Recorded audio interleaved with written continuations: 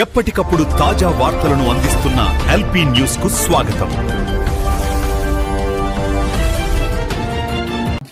యావత్ జిల్లా జైత్యాల జిల్లా బీసీ సంక్షేమ సంఘం తరపు నుంచి మా బీసీ మహిళా సోదరిమణి పూర్తి సరిత భర్త ప్రసాద్ గారు ఈ అక్క 12 సంవత్సరాలుగా మల్లాపూర్ మండలం రేగుంట గ్రామంలో 12 సంవత్సరాలుగా వివోగా పనిచేస్తుంది. ఈమె బడుగు బలహీన వర్గాల బిడ్డ. అయితే ఈ బడుగు బలహీన వర్గాల బిడ్డను ఇక్కడున్న మాజీ ఎంపీటీసీనా ఏం పేరు గడ్డం శ్రీనివాసరెడ్డి, మాజీ ఎంపీటీసీ గడ్డం శ్రీనివాసరెడ్డి ఈ అక్కను నానా విధాలుగా టార్చర్ చేస్తూ ఆమె పనిచేస్తున్న వివోగా పనిచేస్తున్న ఆ జాబ్ను కూడా పోగొట్టడం జరిగింది. అధికారులను ధనబలంతో అధికారం ఉందని ఆమెను చాలా చిత్రహింసలు గురి చేయడం జరిగింది. ఇంకొకటి ఆయనకు తెలుసో తెలియదు, ఇప్పుడున్న కాంగ్రెస్ ప్రభుత్వం యావత్ బడుగు బలహీన వర్గాల ప్రభుత్వం. ఇది ప్రజా ప్రభుత్వం, ఇది ప్రజలు ఎన్నుకున్న ప్రభుత్వం.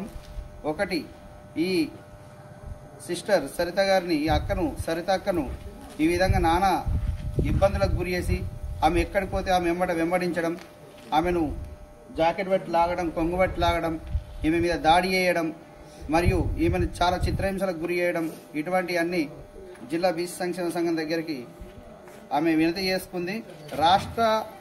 రాష్ట్రం మొత్తం జిల్లా మొత్తం బీసీ నాయకుల మధ్య ఇదే రేగుంట గ్రామంలో ఆమెకు న్యాయం జరిగేదాకా మేము పోరాడుతుంటాం.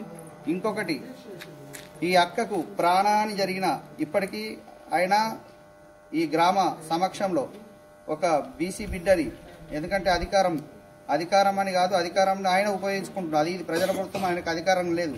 అధికారులు కూడా ఆయన అనుచరులు కూడా అధికారులు కూడా ఈమె మీద ఏ దాడి జరిగినా, ఎటువంటి వంచనకు గురి చేసినా జిల్లా మొత్తం బడుగు బలహీన వర్గాలు రాష్ట్రం మొత్తం కదిలేస్తాం ఇక్కడికి. ఆమెకి ఏ ప్రాణహాని జరిగినా, ఏ ఇబ్బంది జరిగినా ఆమె మీద ఇక నుంచి ఏం జరిగినా మాత్రం ఊరుకునే ప్రసక్తి లేదు.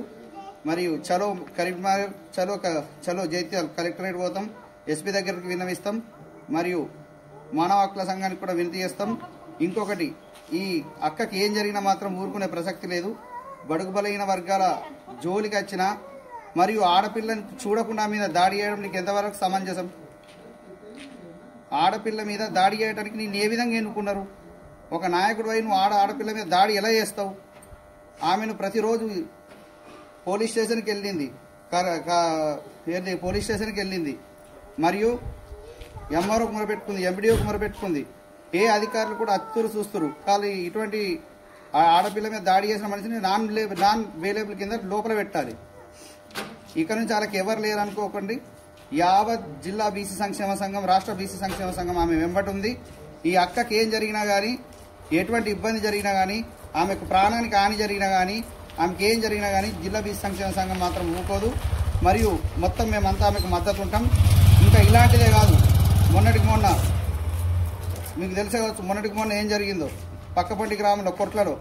ఆ రోజు కూడా ఇలానే ముందుపడి బీసీ నాయకులను కానీ, బీసీ నాయకులపైన కానీ, బీసీ ప్రజలపైన కానీ, బీసీ ఉద్యోగులపైన కానీ, బడుగు బలహీన వర్గాల ఉద్యోగులు, బడుగు బలహీన వర్గాల నాయకులపైన కానీ, బడుగు బలహీన వర్గాల ప్రజలపైన కానీ దాడి చేస్తే ఎవరు ఊరుకునే ప్రసక్తి లేదు. ఎవరు బడుగు బలహీన వర్గాలు గాజులు వేసుకోలేరు. మా ప్రతాపం అనేది మేము చూపెడతాం. అందరితో ఈ ప్రతి ఊళ్ళో అందరూ కలిసిమెలిసి ఉంటారు, కలిసిమెలిసి ఉండాలి, కలిసిమెలిసిగా పని చేసుకోవాలి. ఆడపిల్లల మీద దాడి చేయడం ఏంది అంటే ఆమెకి ఎవరు సపోర్ట్ లేరు అనుకున్నారు. 100% బీసీ సంక్షేమ సంఘం నుంచి రేగుంట గ్రామంగా వివోగా పనిచేసిన ఈ సరితకు మేము సపోర్ట్ ఉంటున్నాం.